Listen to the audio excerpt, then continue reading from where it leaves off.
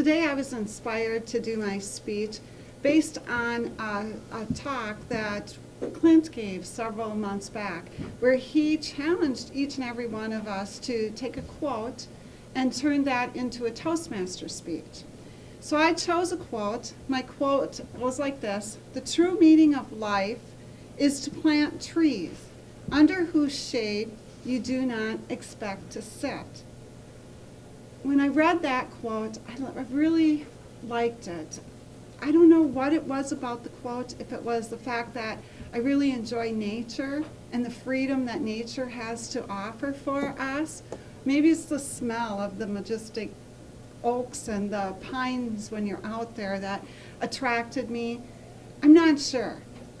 Or was it the ending of the speech? Under whose shade you do not expect to sit.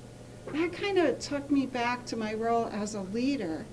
And I thought, oh, I like that. I have the opportunity as a leader to mentor people throughout the day. I'm going to share with you a couple of stories, though, related to this quote that I was able to relate it back to. The first one was actually a very recent experience I had where I went to a quilting retreat this past weekend. There was a lot of synergy in the room. 40-some women gathered together, sharing patterns, sharing stories, sharing laughter. It's a wonderful event to go to something of this nature. Not only do you get to use the creative side of yourself, but you also get a feeling of warmth from the community that you become involved with as the weekend progresses. During this weekend, I was sitting next to a lady who, have you ever been by somebody who's kind of huffing and puffing and, they're struggling with their pattern? And so I finally put down what I was doing and I turned to her and I said, "Can I help you with your pattern?" Patterns can be rather challenging, I want you to know. In fact, I was reading a pattern, and in amongst this pattern, this author says, "You do not need to be a brain surgeon to read this pattern." I'm thinking, I wonder why she felt she had to put that in there. So as I turned to this lady and was helping her, we got through the pattern, and she was able to finish her quilt, and she was really proud of it. So it was really fun, but it wasn't actually the helping her with the pattern that I found so rewarding.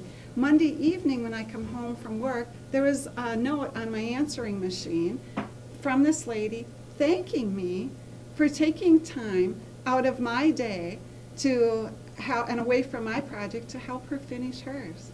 So actually, as I thought about that, I thought, yeah, I helped her, but look at the reward I just got for doing that. She took the time because she appreciated it so much to give me a call.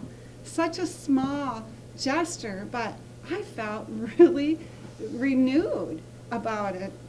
And so then anyway, my second story comes to the Catholic tradition of Lent. So as Lent was approaching, I was trying to think what I was going to do for Lent. As Catholics, we tend to give up something. And I actually gave some consideration to chocolate. But I thought, man, if I give up chocolate, that's not going to be good. I have a feeling that I'm going to be kind of crabby, pretty stressed out, and not the ugly side of me is probably going to come out. So I decided, can't do the chocolate thing. That's a little much. But what I was going to try to do was to do something nice for somebody each and every week. Now, you're probably thinking you're only going to do something nice once a week. Well, I was trying to go above and beyond. So I committed to that, and it was a little more challenging than I actually thought. And why would you think doing something nice for somebody every week is challenging? Well, you have to give of yourself. You have to give your time. And so as I did things, some of them were small, but whether it was writing a note, or I actually took lunch to a person who was not, one of my friends was not feeling well. And the last thing I did that really touched me was I went to visit my mother-in-law. Now, my mother-in-law is always saying to me, "Jenny, I never get to see you." And I'm like, yeah, I know, I'm really busy, Why do you keep bringing this question up to me? But then I got to thinking how much I enjoy my children coming over to see me. So I decided to go out and just have coffee with her one morning. And it turned out that we had a great time. We were sharing stories. I found out things I didn't know.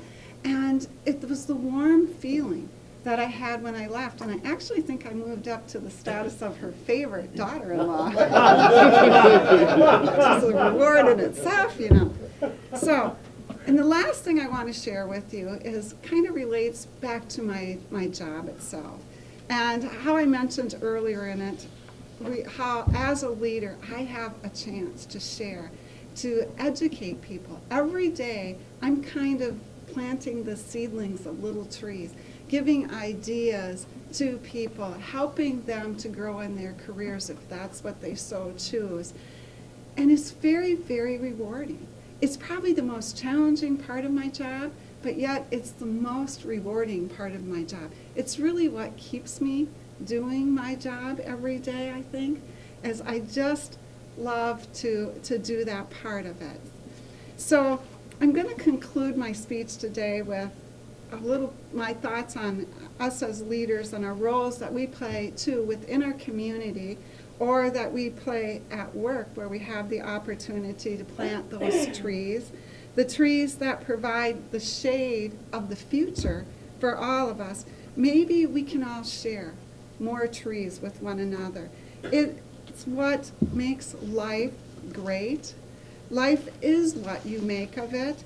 It's about the trees that we plant, that how we reach out to others, and we share our space under those trees. So go forward today, plant trees, and enjoy the shade at the same time.